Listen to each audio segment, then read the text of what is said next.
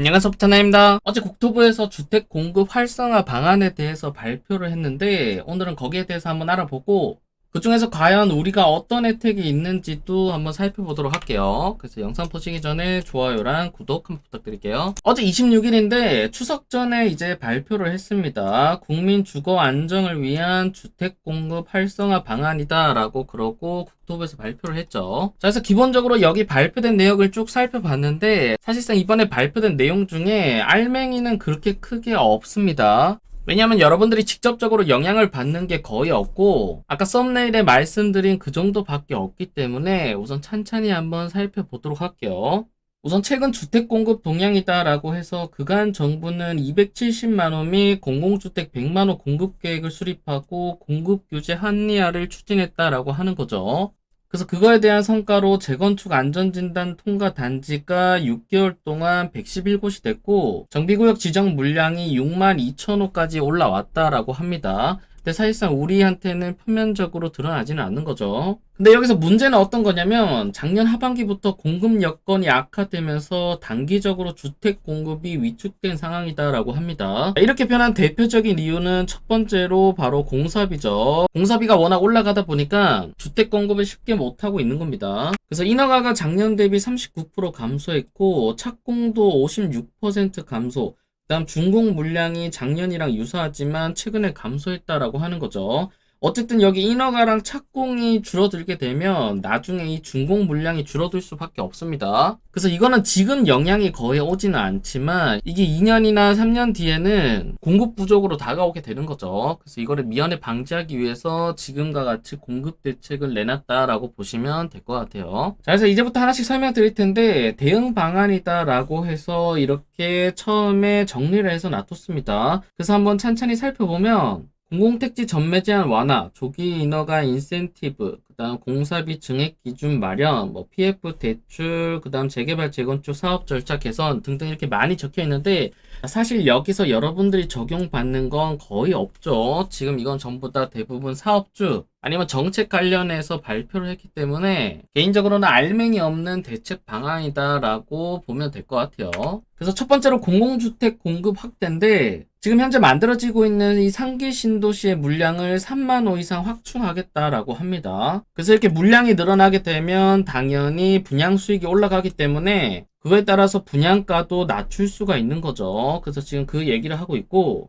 그 다음 신규 공공택지 물량을 확대한다라고 합니다. 기존에는 6만 5천 호였는데 8만 5천 호 수준으로 2만 호까지 늘린다라고 하는데 대표적인 예로 김포 한강 이신도시랑 평택 지제 그 다음 진주가 있는 거죠. 그래서 여기서 여러분들이 영향을 받는 내용은 거의 없고 그 다음 공공주택은 패스트 트랙을 총동원해서 속도감 있게 공급한다라고 합니다. 진작에 했어야 되는 거죠. 그래서 어쨌든 4개월에서 6개월 이상 단축된다라고 얘기를 하고 그 다음 현재 만들어지고 있는 이 상기 신도시 이거를 빨리 만드는 게 가장 좋겠죠. 그래서 상기 신도시 택지 사업도 차질 없이 추진이라고 얘기하고 현재 상황을 한번 보면 금년에 부지조성 공사에 모두 본격 착수하고 주택도 최초 착공을 했다라고 합니다. 자, 그곳이 어디냐면 인천 계양이다라고 합니다. 그래서 부지 착공은 남양주 왕숙이랑 고양 창릉, 하남 교산, 부천 대장이 부지를 착공했고 현재 주택 착공이 인천 계양을 했다라고 하는데 자, 인천 계양을 한번 보도록 할게요. 네이버 지도에서 인천 계양 신도시가 어디냐면 바로 여기에 위치하고 있습니다. 자, 근데 여기 부지의 가장 큰 단점은 어떤 거냐면 바로 옆에 붙어 있는 김포국제공항이 되는 거죠.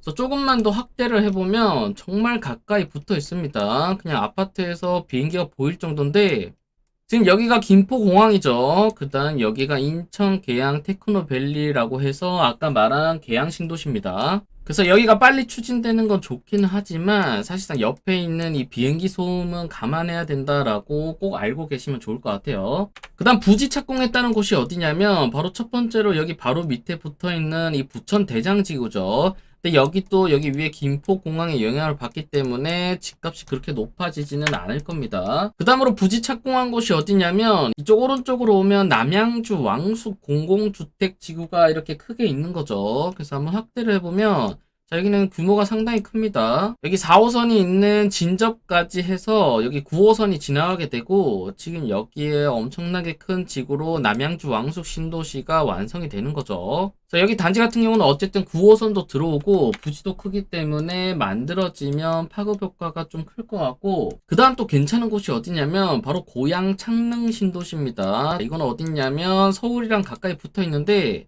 바로 여기 있는 이 고양 창릉 신도시다라고 보시면 될 것 같아요. 자, 여기 장점으로는 우선 GTX-A가 지나가고, 그 다음 서부선이라고 해서 이쪽을 통과해서 서울 중심을 통과하는 지하철도 만들어지게 됩니다. 더군다나 서울이랑 가깝기 때문에 이 고양 창릉 신도시 같은 경우는 완공만 되면 아마 집값은 상당히 높을 거다라고 예상을 해볼 수가 있겠죠. 그 다음 여기와 비슷하게 좋은 도시가 어디냐면 바로 교산 신도시입니다. 자, 지금 하남 교산 신도시도 부지 착공을 했다라고 하는데, 교산 신도시 같은 경우는 이쪽 하남시청이랑 이쪽에 가밀지구, 이쪽 사이에 위치한 이쪽 교산지구인 거죠. 그래서 여기의 장점으로는 우선 3호선이 이렇게 연장이 됐고, 그 다음 GTX D노선, 이게 될지 안 될지는 모르겠지만 어쨌든 이 하남 교산지구를 통과해서 팔당역까지 갑니다.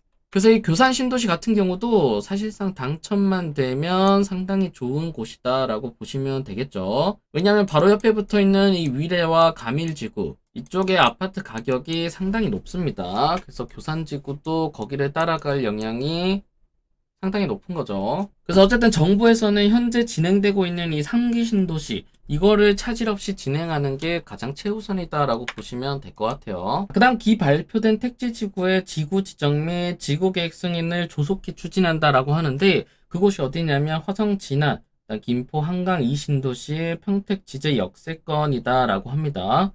자, 이 평택 지제 역세권 같은 경우는 기존에 그 위에 고덕 신도시가 크게 있는 거죠. 지제역 근처도 빨리 승인을 해서 큰 지구로 만들겠다라는 겁니다. 그리고 그 밑에 내용은 사실상 크게 볼 내용이 없고, 그 다음 조기 인허가 인센티브, 분양 임대 전환 공급 촉진, 공사비 진액 기준 마련, 이런 것들도 전부 다 여러분들은 상관없고 건설사에 해당이 되는 거죠. 그 다음 인허가 절차 개선, 건설 인력 확충, 규제 정상화 입법 완료, 이것도 전부 다 건설사랑 관련된 내용이지 여러분들이랑은 큰 차이가 없습니다. 다만 여기 규제 정상화, 재건축 부담금 합리화랑 실거주 의무 폐지, 이거 같은 경우는 발표한 지가 언젠데 아직도 국회를 통과 못하고 있는 거죠. 그래서 이런 법 같은 경우는 좀 빨리 추진됐으면 좋겠고, 그 다음 1기 신도시 특별법도 빨리 진행이 돼야겠죠. 그 다음 사실상 이번 대책에 우리한테 영향을 받는 가장 큰 거는 뭐냐면, 여기 조그맣게 적혀 있는데 이거를 좀 잘 보고 가셔야 됩니다. 자, 대부분 이걸 보고 그냥 넘길 수도 있겠지만 지금 이거 하나로 여러분들 집에 잠들고 있는 로또 통장을 발견할 수가 있습니다. 그게 뭐냐면 바로 청약 무주택 간주 기준 확대입니다. 그래서 청약시 무주택으로 간주하는 소형주택 기준 가격을 상향한다라고 하는데, 그 금액이 얼마까지 늘어나냐면 수도권은 1.3억에서 1.6억, 지방은 8천만 원에서 1억까지 늘어난다는 겁니다. 이게 꽤 큰 역할을 하는데, 이게 아파트 금액이 아니라 바로 공시가 기준입니다. 그 다음 적용 범위도 기존에는 민영주택 일반 공급만 적용됐다면, 자, 이게 민영, 공공주택의 일반, 특별 공급까지 다 적용되다 보니까, 자, 여러분들 지금 이 내용은 꼭 알고 가시면 좋을 것 같아요. 왜냐하면 여러분들 집에 잠들어 있는 로또 통장을 발견할 수 있는 방법인데, 제가 이거 같은 경우는 따로 영상도 제작을 했었습니다. 자, 소형 저가주택 특례법이라고 해서, 자, 우선 관계 법령부터 한번 보여드릴게요. 청약에서 여러분들이 주택, 즉 한 주택을 가지고 있어도 여러분들한테 무주택 혜택을 주는 규정들이 10개가 있습니다. 그래서 이 10개를 여러분들이 꼭 알고 계시면 좋은데, 이게 왜 그러냐면, 자, 대부분의 사람들은 내가 한 주택, 즉 집이 한 주택을 가지고 있거나, 아니면 내가 한 주택을 가지고 있으면 아, 나는 청약 1순위가 안 되는구나 라고 생각할 가능성이 상당히 많습니다. 근데 이 10가지 기준 안에 포함이 된다면 여러분들이 한 주택을 가지고 있어도 무주택이기 때문에 상당히 좋은 로또 청약이나 이런 것들에서 당첨될 확률이 높은 거죠. 그래서 여기 보면 주택청약 제53조에 뭐라고 적혀 있냐면, 다음 각호 어느 하나에 해당하는 경우에는 주택을 소유하지 아니한 것으로 본다라고 합니다. 엄청난 조건인 거죠. 근데 이 중에 가장 많이 적용받는 게 뭐냐면 바로 6번입니다. 60세 이상의 직계 존속이 주택 또는 분양권을 소유하고 있는 경우에는 무주택으로 본다라고 하는 거죠. 즉 여러분들이 같이 살고 있는 부모님들이 60세가 넘었다면 부모님들 주택이 100채를 가지고 있어도 여러분들은 무주택으로 본다는 겁니다. 그래서 이 6번도 꼭 알고 계시면 좋고, 지금 내용은 어떤 내용이냐면 바로 이 9번입니다. 소형 저가주택 1호 또는 한 세대만 소유한 세대에 속한 사람으로서 제28조에 따라 주택을 공급 신청하는 경우인데, 여기 28조를 보면 전용 60제곱미터 이하로서 따른 가격, 즉 8천만원, 수도권은 1억 3천만원 이하인 주택 또는 분양권 등을 말한다라고 하는 거죠. 자, 근데 이 기준이 바로 1억 3천에서 1억 6천, 그 다음 8천에서 1억까지 올라간다는 겁니다. 자, 그러면 여기서 사람들이 생각하는 게 여기 금액 안에 포함되는 주택이 그렇게 많을까라고 생각할 수도 있지만 상당히 많습니다. 그리고 이 내용은 여러분들이 청약홈에서도 볼 수가 있는데, 여러분들 아무 청약의 모집 공고문을 열어보면, 자, 이거는 최근에 진행한 보문 모집 공고문인데 여기에도 적혀 있습니다. 9번에 보면 아까랑 똑같은 내용이 이렇게 적혀 있는 거죠. 자, 그럼 여기서 여러분들께 팁을 하나 알려드리면, 자, 공시가를 어떻게 쉽게 확인할 수 있냐? 자, 요걸 한번 보여드릴게요. 자, 여러분들이 네이버 부동산에 들어와서 제가 지금 의정부에 왔습니다. 의정부에 와서 만약 내가 살고 있는 아파트가 여기 있는 신곡동 건영 아파트다라고 했을 때, 여기를 한번 단지 정보를 클릭해보면 여기 오른쪽에 어떤 게 있냐면 동호수 공시 가격이 적혀 있습니다. 그래서 이거를 클릭하면 여기에 여러분들의 공시가를 쉽게 확인할 수가 있습니다. 여기 한번 천천히 살펴보면 이쪽에 저층 같은 경우는 1억 4,500, 1억 5,600 이렇게 되는데, 자, 12층부터 1억 6,300이 됩니다. 즉 11층 같은 경우는 1억 5,900이고 12층 같은 경우는 1억 6,300이 되는 거죠. 자, 그래서 여기서 재밌는 게 사실상 이 한 층 차이로 이 11층을 가지신 분은 무주택이 되는 거고, 이 12층을 가지신 분은 한 주택이 되는 겁니다. 이것도 조금 그렇긴 한데, 어쨌든 이 11층 밑으로 주택을 가지고 계신 분들은 이제 청약을 할 때는 무주택이기 때문에 무조건 1순위로 넣을 수 있고 추첨 확률도 상당히 높겠죠. 근데 이 12층 이상인 분들은 1억 6천이 넘기 때문에 한 주택으로 포함이 됩니다. 그래서 어쨌든 결론적으로 여기에 여러분들이 쉽게 이렇게 공시가를 확인할 수 있기 때문에 그냥 여기 주변에 있는 아파트들 이렇게 선택해보면 공시가가 다 나옵니다.